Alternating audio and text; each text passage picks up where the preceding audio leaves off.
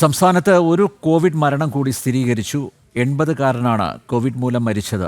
ഇതോടെ കോവിഡ് ബാധിച്ച് മരിച്ചവരുടെ എണ്ണം 9 അതേസമയം രോഗം പടർന്നു പിടിക്കുന്ന സാഹചര്യത്തിൽ ജാഗ്രത പാലിക്കണമെന്ന് ആരോഗ്യവകുപ്പ് മുന്നറിയിപ്പ് നൽകി.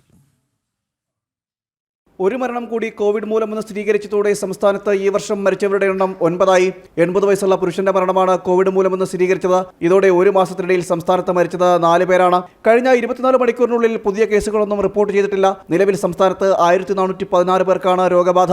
അതേസമയം സംസ്ഥാനത്ത് കോവിഡ് രോഗികളുടെ എണ്ണം വർദ്ധിക്കുന്ന സാഹചര്യത്തിൽ ആരോഗ്യവകുപ്പ് ജാഗ്രതാ മുന്നറിയിപ്പ് പുറപ്പെടുവിച്ചു. ദക്ഷിണ പൂർവേഷ്യൻ രാജ്യങ്ങളിൽ കണ്ടെത്തിയ ഒമിക്രോൺ JN1 വകഭേദമായ LF7 ആണ് പടർന്നു പിടിക്കുന്നത്. രോഗത്തിന്റെ തീവ്രത കുറവാണെങ്കിലും വ്യാപനശേഷി കൂടുതലാണെന്നും ജാഗ്രത പാലിക്കണമെന്നുമാണ് നിർദ്ദേശം. രോഗലക്ഷണങ്ങളുള്ളവർ മാസ്ക് ധരിക്കണം. COVID-19 ഇൻഫ്ലുവൻസ രോഗലക്ഷണങ്ങളുള്ളവർക്ക് അപായ ലക്ഷണങ്ങൾ ഉണ്ടോ എന്ന് നിരീക്ഷിക്കണമെന്നും ആരോഗ്യവകുപ്പ് മുന്നറിയിപ്പിൽ പറയുന്നു. രോഗം ഗുരുതരമാകാൻ സാധ്യതയുള്ളവർ പൊതു ഇടങ്ങളിൽ മാസ്ക് ധരിക്കണമെന്നും ആന്റിജൻ ടെസ്റ്റിൽ നെഗറ്റീവായാൽ RT-PCR ടെസ്റ്റ് നടത്തി ഉറപ്പുവരുത്തണമെന്നും മുന്നറിയിപ്പിൽ പറയുന്നു. ആശുപത്രിയിലെത്തുന്നവരും കൂട്ടിരിപ്പുകാരും രോഗികളെ കാണാനെത്തുന്നവരും മാസ്ക് ധരിക്കണം. ഒപ്പം സോപ്പ് വെള്ളം, സാനിറ്റൈസർ എന്നിവ ഉപയോഗിച്ച് കൈകൾ ഇടയ്ക്കിടയ്ക്ക് ശുദ്ധിയാക്കാൻ ശ്രദ്ധിക്കണമെന്നും ഓക്സിജൻ സിലിണ്ടർ, മരുന്നുകൾ എന്നിവയുടെ ലഭ്യത ആശുപത്രി അധികൃതർ പരിശോധിച്ച് ഉറപ്പാക്കണമെന്നും ആരോഗ്യവകുപ്പ് മുന്നറിയിപ്പിലൂടെ പറയുന്നു. ജനം, തിരുവനന്തപുരം.